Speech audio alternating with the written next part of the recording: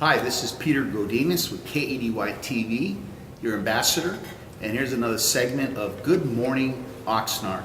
And we have the lovely Carmen Rameriz, who's going to give us a state of the city of Oxnard. So instead of me rattling off, I'm just going to get to the point because she's the more interested of the two of us.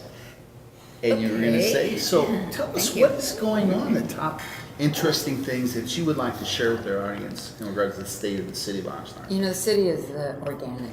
Organic. It's a living being, and it has some warts, and it has some beautiful areas.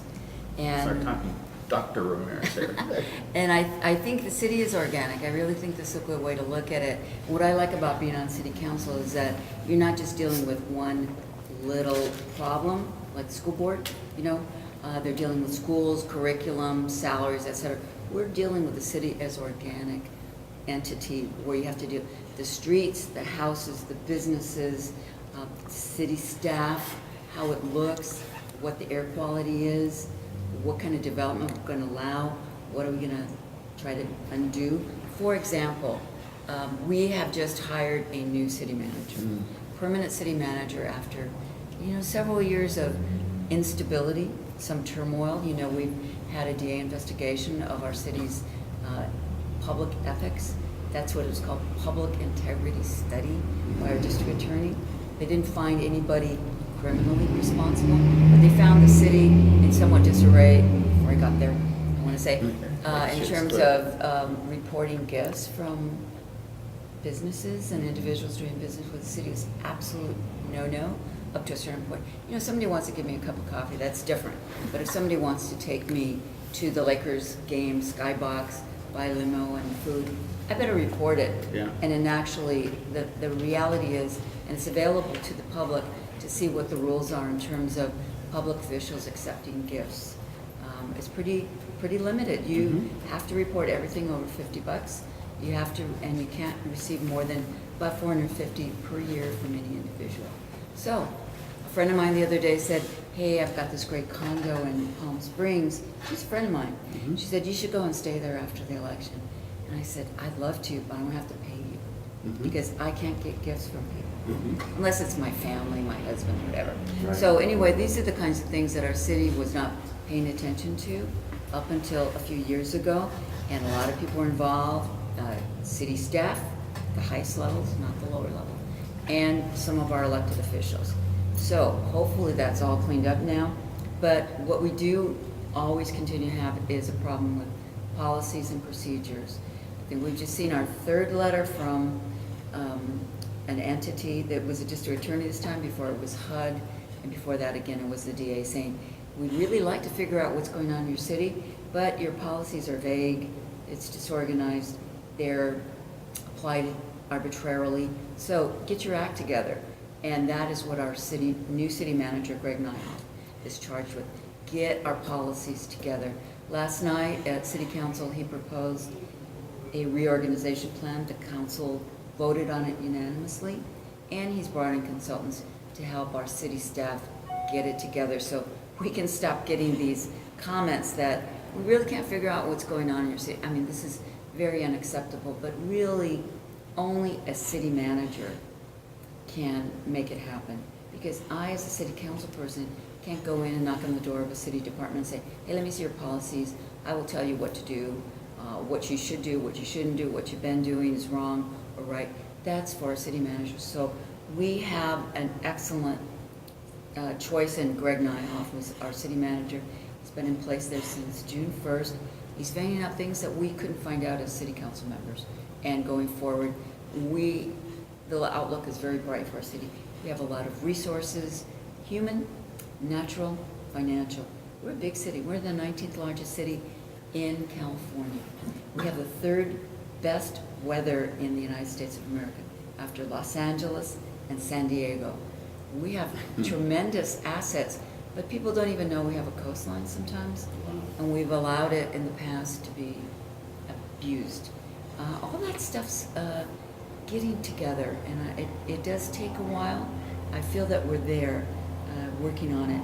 Yesterday also, the finance director revealed a program where everyone could go to our city website, find out what we're spending on utility bills, various contractors in various departments. It's called Socrata method, not method, but it's a software.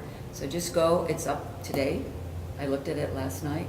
So people can have their questions answered. They can look at what checks have been written by the city. There's gonna be full transparency. And we're working on better information for the residents. You know, we don't have unlimited funds, so we have to decide where we're gonna spend it. Is it gonna be spent, our resources, are they gonna be spent equally in different parts of the city? We know South Oxnard needs lots of attention. We need, Colonia needs attention. At the same time, we don't wanna neglect the areas that are already looking good. I, on Sunday, went to the home tour of our historic homes. Absolutely, not just beautiful, but history of our city, which is, you can't replace it with tract homes or strip malls. You have to respect your history Right. to know where you're going. Right. And we need to enhance that, help the homeowners do what they need to do to keep it, the historic district going. We also need to pay attention to our Spanish-speaking community. Right. We have 100% translation of our meetings. You know, 1/3 of our citizens, residents, do not speak English. They need to know what we're doing with their tax dollars. They need to know what they need to do with trash, water, streets, what opportunities for their children, what opportunities for them in business, how they need to advance themselves in terms of prosperity. We can't have 1/3 of our city not understanding what's going on, not feeling they have a stake. So that was my initiative, to have full translation of our meetings. More people need to take advantage of it. We need to hear from those parts of our city that don't get a lot of airtime. Come to city council, tell us what you need. You need a park, you need bathrooms for your kids, you need an end to graffiti, you need more surveillance by the police. Come and tell us. We need to hear from you. Yeah, we're 5 members of the council. We can go out and talk to people, but people need to communicate with us. I'm very accessible. People call me 24/7. I don't answer 24/7, but I know what they're doing. The other thing we're doing is we're just starting to take down the Halico buildings that were a nuisance. They were getting on fire. People were trying to live in them. Kids were skateboarding, very dangerous. Right. They're being demolished this week. Feel good about that. But we have a long ways to go to get the dump out of there, but I am pushing every week for our federal authorities to get a cleanup. The other thing we're looking at is golf course. It looks like it bleeds a lot of money. There's reasons for that. Everybody should try to understand. The golf course is built on a landfill.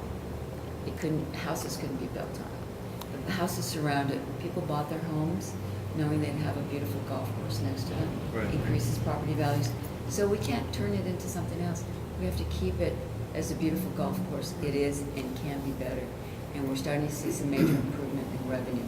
So yes, it's costly, but it may be worth it. And we're going to continue to, I think, have a really hard look at all the finances and performance. Are we getting the performance out of the operator?